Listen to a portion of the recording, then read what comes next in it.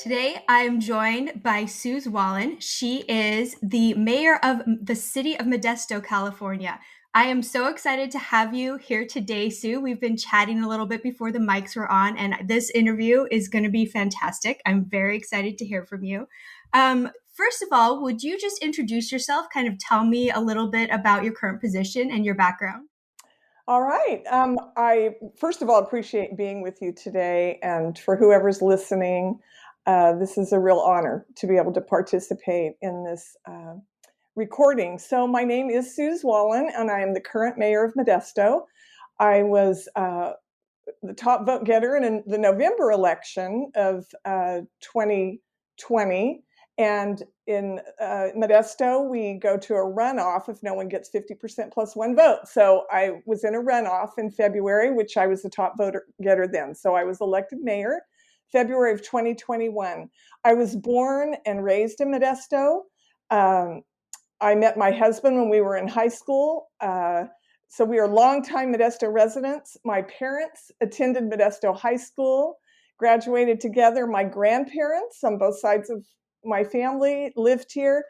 I right after high school, went to nursing school and became a registered nurse in Oakland, California. And at that same time, my husband and I were dating. He went to BYU in Provo and on a football scholarship.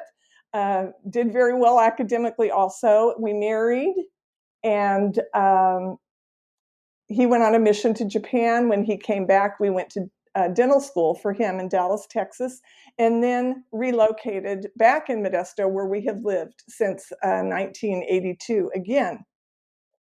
So we are the parents of 6 adult children and have now 13 grandchildren. That's fantastic. Can you tell us a little bit about Modesto for those people who don't live in California? What's your town like? What's your town like? What's Modesto like? All right. Modesto is a city of about 220,000 people, so a fairly large city. And we are located almost right in the middle of California, Central California in the San Joaquin Valley. And we're equidistant, about 90 to 100 miles from San Francisco on the west, and Yosemite on the east, Sacramento on the north, and Fresno to the south. So it's largely agricultural. We produce the food for the world.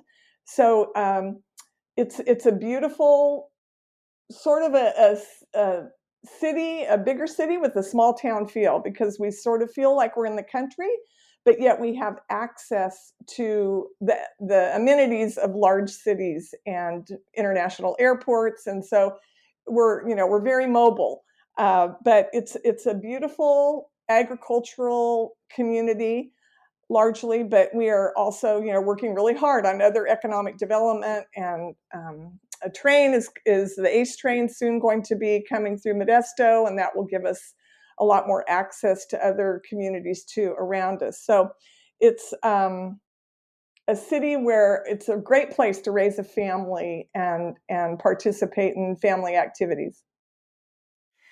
Awesome. I really like Modesto and the surrounding area. It's a really nice area of California as a fellow California myself. Uh-huh. So I wanted to ask you, I know that you didn't start out as mayor. That's not the first elected office you've held. Can you Mhm. tell us a little bit about kind of how you got involved in politics in the first place? What led you into politics? Sure. I was always interested in current affairs and things that were happening politically. So my first election was in 2009. I was at that point 55 years old when I first ran for public office. And I remember having a conversation in front of our elementary school when I was taking my children to school one morning, and a woman that I did not even know approached me. And she said, "Have you ever considered running for the school board?" And I said, "Well, I would love to do that someday, but I hadn't really considered it." And at that point, I had just had my 6th child. I was 41 years old.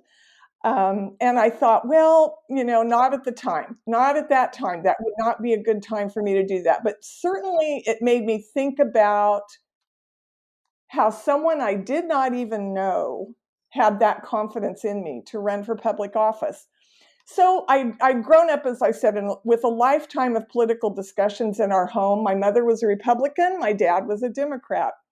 My grandparents were different political parties. So when we would go visit grandma and grandpa, there would be a lot of discussions about things that were happening that particular time. So, I was born in 1954. So I grew up watching what was happening in the 60s, civil rights issues, Vietnam War, a lot was happening. So there was a lot to talk about. So, and as I also mentioned, I went to nursing school and I came back and became an emergency room nurse. And that's where I spent the majority of my career. So I was caring for the public one by one, and I saw firsthand the issues that were happening in our community. So I kept thinking about running for the school board, and I wanted to wait until our youngest of 6 started high school, because I knew that he'd be gone from like 5:30 a.m. till 9 p.m., whether it's starting with early morning seminary, as is done here in Modesto, sports activities, school activities, Eagle Scout activities, whatever, all that. So I knew that that would be a time that I would have more time available to really do something that would be impactful in the community. So one day, one of the representatives from the local teachers union called me and she said, "You have to run for school board. You're needed. The time was right." So I did it. I maybe took a day or two to really think about it. And that was the beginning of my first election experience. This teacher that happened to call me was a very respected teacher in the district that my children attended, Modesto City Schools. And so I decided I'm going to go for it. And I really began to realize at that moment in time how starting a campaign is almost like starting a business. We had what we called our kitchen cabinet and sitting around the dining room table organizing the campaign. Our school district has 30,000 students, so there was a lot to learn about policies and education law. But I knew that what I wanted to accomplish from my experience in the community up until that point. I'd been involved volunteering, of course, at the schools, in many, many community groups, and had sort of formulated in my mind what would be important to try to improve in our community. But of course, I had to get elected first. So I might say that I decided all of that really with the overall attitude of wanting to give back to the community that had done so much for me and for my family over many, many decades. So being a nurse in the emergency room, I was very used to identifying problems and then finding solutions and working together to come to solutions with whatever problem it was, whether it's my patient or whether it's a community issue that needs to be dealt with. And I always say I really have not a lot of tolerance for whining or complaining. What are each of us doing to improve our world or our community or our neighborhood or our school system or whatever it is. So that's sort of an overall view of how I got involved in the first place. And of course, in my heart, social justice issues were always a priority. And it was very important for me, for my patients, to represent them and advocate them, as well as for students. I served 8 years on the Modesto City Schools Board of Education. I was president twice, and that gave me a lot of really good experience for running. Then I ran for U.S. Congress in 2020, and then learned a lot from that experience. That was truly, or 2018, excuse me. That was 2018. I was on the school board 2009 to 2007 through 2017. And then in 2018, I ran for Congress. I was not successful in that campaign, but I learned so much. And then ran for mayor just most recently and was very successful. And throughout the congressional campaign, it was very evident that I did really well in Modesto as far as votes, and I had a lot of support. So that campaign, even though I lost, it was an indication of how well I could potentially do in a local city campaign, which I might add, the mayoral boundaries are even smaller than the school board boundaries. So it's even a little bit smaller race than running for the Board of Education. At that time, it was at large for the school board. Now they have voting districts through the California Voting Rights Act. We changed that when I was on the school board. I like how you said, your loss actually taught you a lot, because that's something I talk a lot about. I've been on a lot of losing campaigns, worked for them, not ran myself, but you learn a lot when you lose, and we always encourage people to run more than once, because that first time you're learning. That's mostly a learning exercise a lot of times. So Absolutely. And as I said, running for the school, so I'd been on the ballot 3 times before I ran for mayor. For school board twice, in 2009 and 2013, and I was the top vote getter both times in those 2 races. So that gave me some confidence, where I kind of came out of nowhere. The sort of the local political consultants and people that really watch these things were like, "Who is Sue Zwahlen? Like, where did she come from?" And I'm like, "Well, I'm a mother, I'm a nurse, I volunteer at my church, I'm really involved in the community, and I'm very passionate about wanting to improve our community. That's who I am." So that's what it's about for yeah. me. And it's all about serving the community, really serving the people, and serving this community that has given so much to us, to our family, and we love it. And that desire to serve is so important in running for office and being a public servant, because that's what you're doing. You're helping others and you're serving others, and people worry about being qualified, but being a mother and a nurse, that those were qualifications that made you very qualified to run for office. They are 100%. And also, my experience in the church has helped significantly. In church leadership positions, we prepare agendas, we work collaboratively with others to achieve goals, we identify problems that potentially people are having, whether it's primary children or young women, or in our Sunday school class, whatever it is. We're always in tune to the needs of others and what we can do to best help them. And this is the way I look at these positions that I've had the opportunity and been so fortunate to serve in. And I think you mentioned something about, some people call it a servant's heart. I hear that a lot with local public officials here that have been elected. I think that has to be, a successful leader's attitude has got to come from wanting to serve others, because that is what we are elected to do. It is not about me.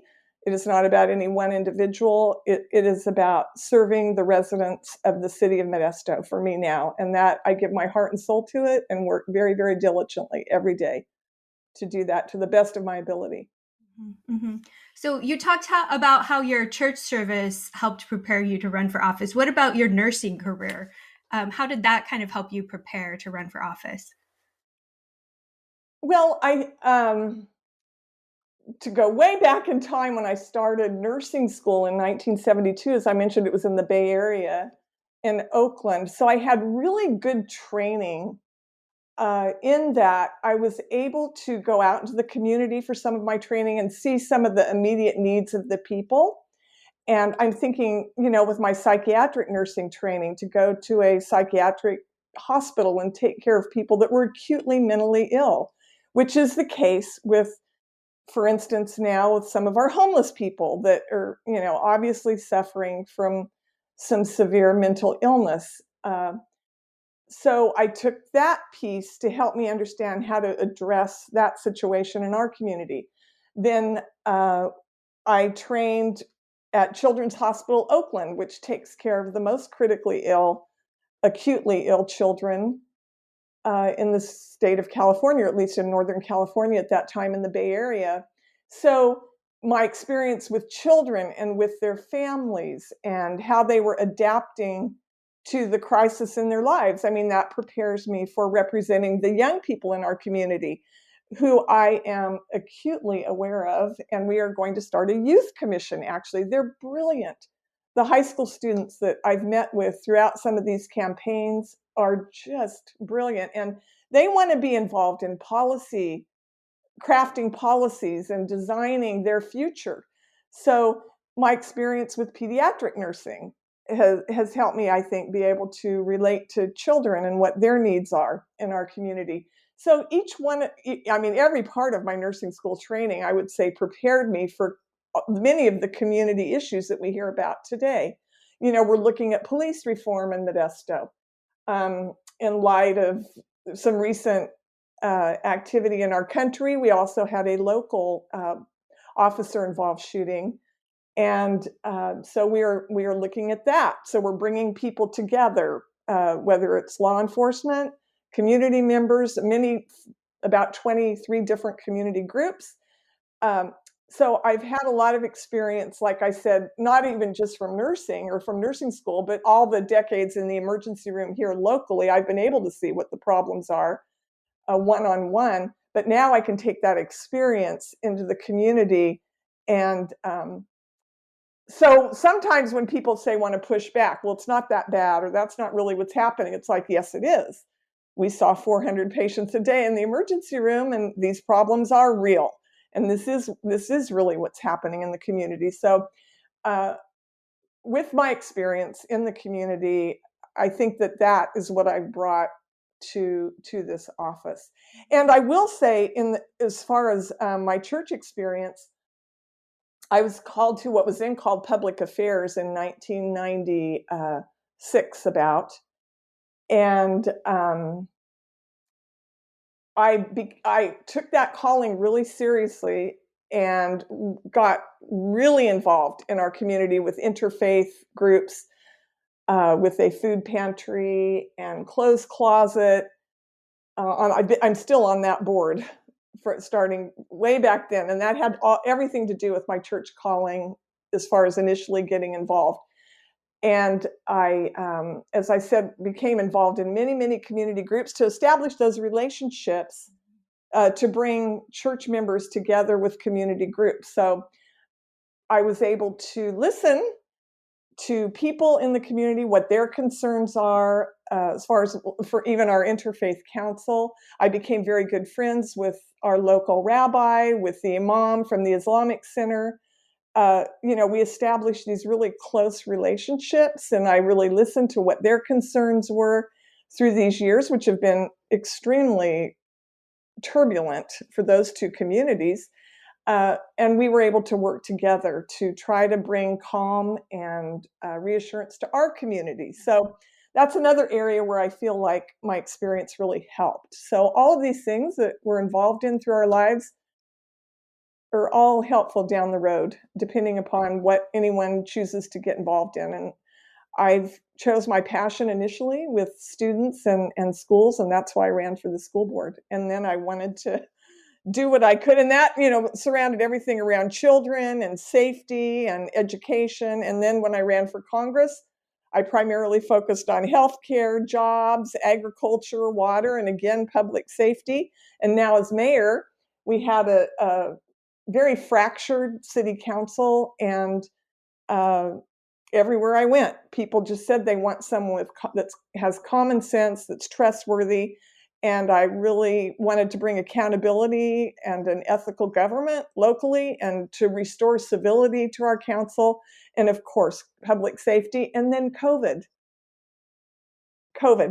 happened, and I'm a nurse. So I felt like the time was right. And that was what we needed at that time. So I was very successful, and I'm grateful for it. Well, it's great. I love hearing about all the different volunteer experience that you did too before you ran for office. because that is often such a great way to get involved in your community and learn about your community before, you take the plunge into actually putting your name on the ballot. And I I like. think one other comment that I might make about that is that, when I'm elected, when we are elected, when anyone that's listening in the future is elected, we represent all the people. We represent everyone, not just those who are like us or those who look like us or talk like us or worship like us. I represent everyone in the city of Modesto, and I want everyone in the city of Modesto to be comfortable talking to me about their concerns and their needs and what their challenges are. And that experience in church public affairs, now it's called communications, and I'm still involved. That's one of my callings in the church, is to continue with that. And now being really the way to have the very closest relationships with other people in the community is to run for public office. Now,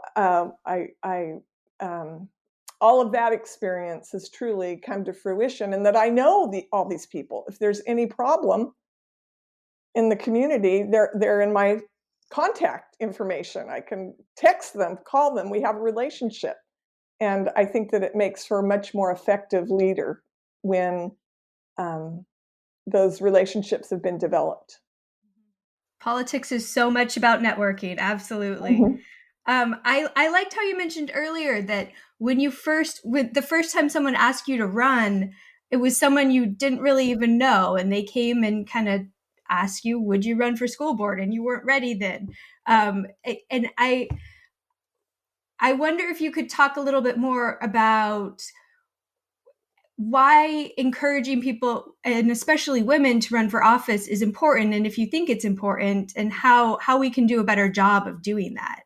Right. I thought, what's interesting is I remember that particular occasion. She said that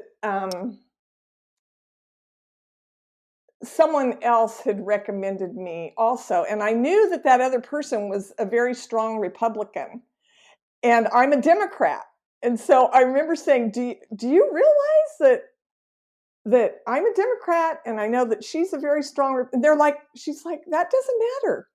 You're known to be a trustworthy person, to be honest, to have values and care about the things that we care about."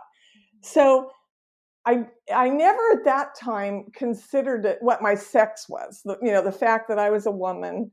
It was more that someone had faith and trust in me that I would be a good representative for them.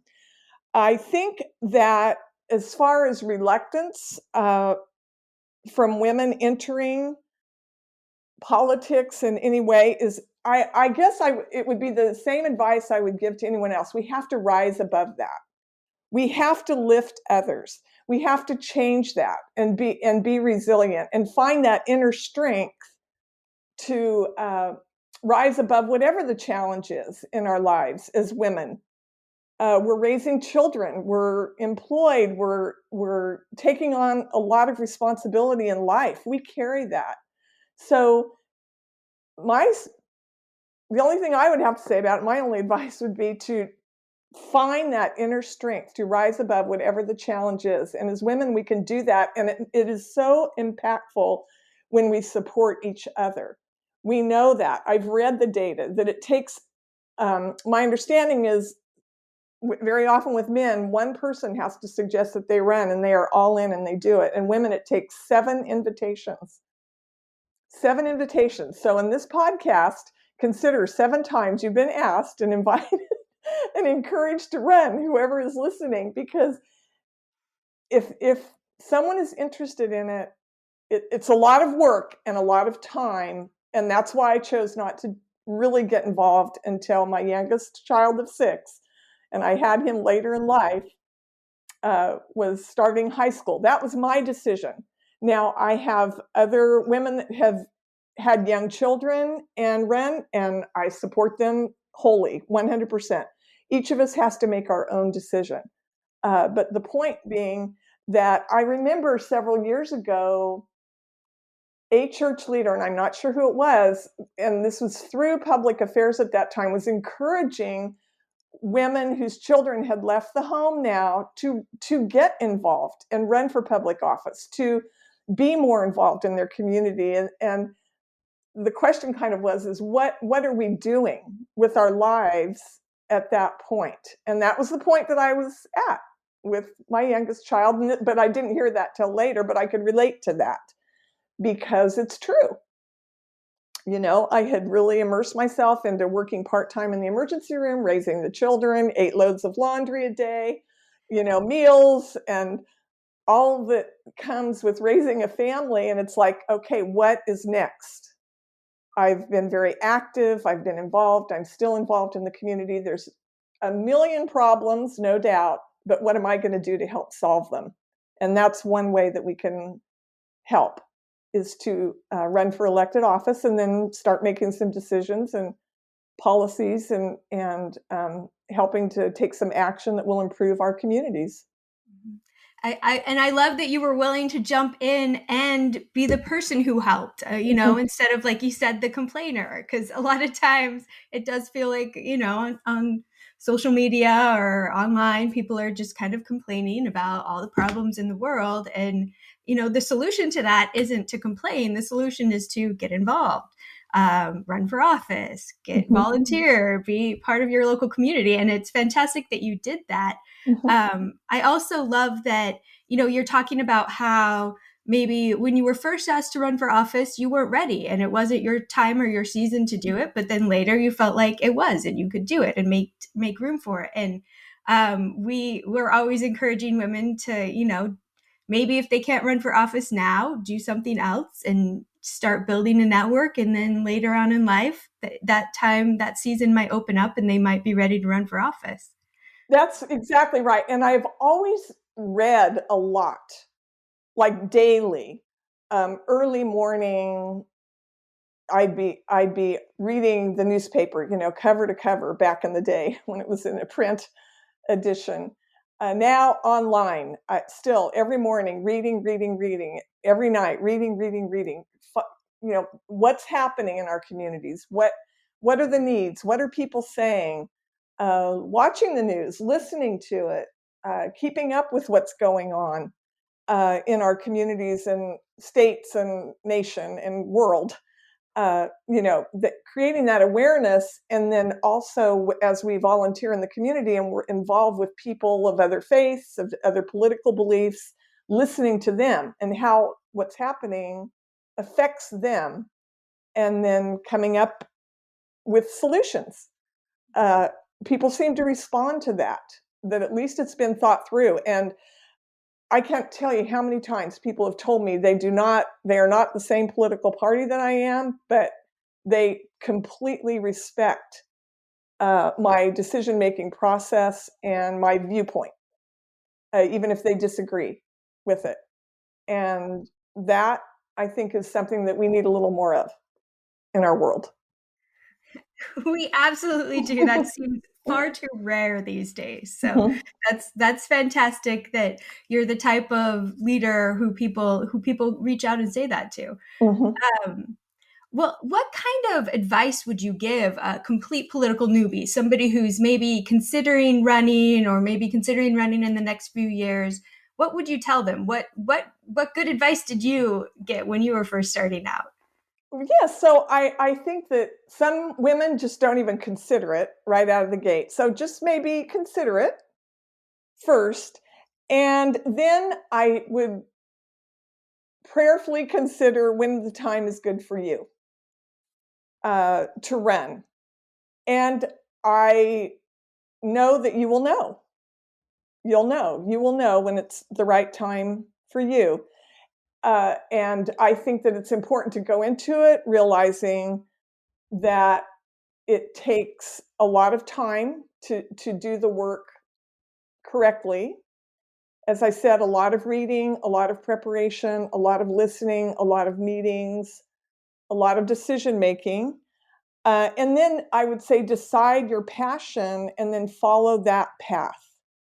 And for me, having like I said, my husband and I attending schools here through the public school system, and then we had 6 children that were involved in the public school system. That was a passion of mine, and caring for children and their safety and education. So I entered this in the school board. That was where I was comfortable. As I said, I volunteered in every one of their classrooms at least once a week, and through junior high school and high school. So I had served like at the high school on the leadership team. I had been involved with booster clubs, with Parent Teacher Association, all of those things with many people throughout the years. So I felt like I had a pretty good idea. And at one point, I was invited by the superintendent to be on the boundary committee when a new high school was being built. And that was a real eye opener. I said yes to that, and it evolved over 3 to 4 years. So I got to know all the principals. They were all, large comprehensive high schools. I worked with administration, with principals, with a couple of parents on that committee that was about 30 people. And so I felt like I had a little bit of the flavor of what happens in a school district, so I did it. So that would be my advice. Always remember that you represent the people, and that once you even run, and for sure once you're elected, you are a public figure. And if I go out to dinner at a restaurant or go to a theater, everywhere I go, I am recognized, I represent them, and people want to talk. And so that's a consideration. If I feel like I gave myself to my community, and I did it with my own free will. I wanted to do it, but that's very real, is recognizing the time that it takes, and that you belong to them in many, many ways. That's what I signed up for, and I give it my all, and I'm honored to do it. So that would be a couple of things that I would think would be important before or while you're making that decision. And then as far as starting out, I remember when I very first was going to run, a friend of mine that had been involved in consulting and other things, she said, compile your list. She said, Sue, get your lists together. And at that point, the only list I really had was my Christmas card list. And I said, okay, I have my Christmas card list, and it's from my high school friends and college friends and parent-teacher group friends and nonprofit friends and sports teams friends and there was about 400 people on that list that I'd sent Christmas cards to. And that is the list that I started with for school board, as far as mailers and getting the word out. And it was on, I seal them, sign them, the letters, very basic letters announcing I was running. And then, of course, you have a little envelope in there if you'd like to contribute to my campaign. Here it is. And I received a lot of support and small donations, I would say, comparatively speaking to some other campaigns. But I received a lot of those small donations. So to me, that was a good sign that I had support. Those are voters. And the consultants that know the precincts, there's consultants that know pretty much how every household votes in every single precinct. So that can all be dialed in. And that was a real eye-opener to me. I did not realize that people watched that information that closely, but that is very real. So in 2009, that kind of opened my eyes to that. And then especially when I ran for Congress, I realized it's really dialed in for these federal elections. The numbers speak. So it's good to look at those numbers too, so that everyone enters their arena of whatever race they want to enter with their eyes wide open, with a lot of data, with a lot of information. And it's good to analyze that stuff. But I found it very interesting. I was really intrigued by it. And I remember the first time a poll was done when I ran for school board, and this same teacher that had invited me to run for the school board, she called me and she said, Sue, we did this poll. And she said, you're just going to kill it. Like everyone, they know who you are. they have a favorable impression of you. They've known you. And I was like, you are kidding. Like, how in the world is that? It was just very intriguing to me. But there's, polls that can be done that will give an indication of the type of candidate that people are looking for. I don't know. People say I'm a little bit unique because I just am who I am. And sometimes they're kind of surprised that I just speak my mind and say it how it is. And I'm not afraid to do that. And I move on. So Well, and it sounds like people find that refreshing and really like that about you. So that's fantastic. I don't Um, know how to be any other way. So that's just what it is. well, I've certainly liked talking to you. Well, I wanted to talk about one other topic quickly before we have to go. So I appreciated how you said, when you're deciding if or when to run, be prayerful about it and really take it to the Lord and pray about it, and you'll know. What I know you are really encouraging of people running for office and have been encouraging. What hesitations do people, especially women, express to you when you talk to them about running for office? And how do you kind of address that? I think that, as I mentioned before, that they just don't even consider themselves as being eligible or capable, and a lot of times people just don't want to put the time into it, which that's, a decision that everyone has to make. But as with everything in my own life, I'm a convert to the church. So my husband and I met in high school, and I was raised in as a Catholic in a very strong family, where I learned all the values and character traits that are just so important uh, in everyone's lives. And I feel like they really prepared me. Honestly don't know two better people than my mom and dad. But when I made the decision to be baptized, I was 19 years old when I was baptized, and it was very sad for my parents, but I knew that it was something I had to do. I knew that it was the right thing for me. And so that's how my life has been guided all along. That personal revelation in all things, and that was really tough to do. And my parents supported me and our family.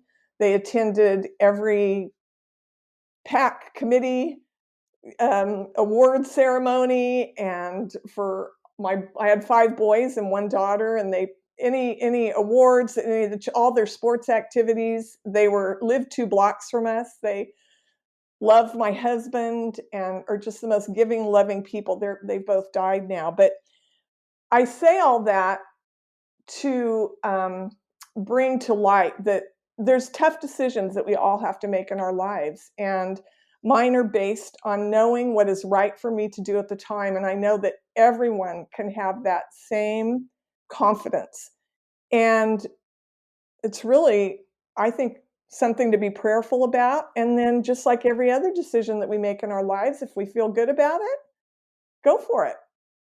And then we're empowered. Like, I have always felt that empowerment because I made the decision. I knew it was the right thing for me at the moment. Being, as I said, in the church and public affairs all these years, well, and prior to that, public affairs, I served mainly in primary, young women, and state callings. And I taught seminary for 4 years. It was early morning seminary, would be at the church at 5:30 a.m. for 4 years every morning, and spend the best hour of my life with all these young people. It was just amazing. I love being with them, and they are just remarkable people. And that was a good place also to hear what their concerns were. So it's, all of that experience in the church really did prepare me for my future public life. So I would just say that, like, however everyone makes their decisions, it's the same for this. Um, I had the desire to serve, and I went for it. And I put in the work. I walked the precincts. I put in the time. I do the preparation. I'm prepared for meetings with a lot of support, I have to add. Being mayor, I not necessarily staff support. I have one person that is just my remarkable right-hand woman, but our city staff are so appreciative of someone that really cares about them and values their work, and they are accessible. They will help me learn about whether it's utilities, whether it's public works. Like I mean, I'm talking about streets and sewer and water and serving on all these different committees. But, like when it comes to water, that's like the most important thing in our community. So I may not be the most experienced person on how the chemistry of all of it works, but I do know that to those farmers, getting that water is the top priority, because I've heard my grandparents talk about it, and I watch them wait for the water on their orchards, and my mother talk about it.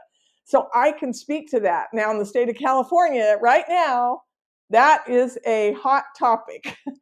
And in the valley, we will be fighting for that water. So it's called the water grab. So, I have the passion and that experience, and there's many people on staff that can help me understand a little bit more about the intricacies of it all, but in the policies and the law and all of those components. So anyway, that's a lot to answer that question, but I hope it empowers someone to realize that, no, of course you will not have all the answers. And I say that all the time. I'm a very literal person, maybe because I'm a nurse or just my personality. When somebody asks a question, I want to give them an answer. But I can always say, I will get back to you with that specific answer. But what I do know is it's important, and I will fight for it, and I will advocate for it, whatever the topic is, whether that's social justice issues, whether it's our homeless people on the streets, or our farmers that need water. So, and now I'm in a position that I can be much more involved in hopefully promoting those things that are important and making those decisions, which I have to make many every day. Well, I love how you said that you had a desire to serve and you went for it, because you can, just talking to you, I can tell you're passionate about public service and helping people and representing the people of Modesto, and they are very lucky to have you. And it has been delightful talking to you. Thank you so much for joining us. We really appreciate it. Well, thank you so much for having me, and take care. You too.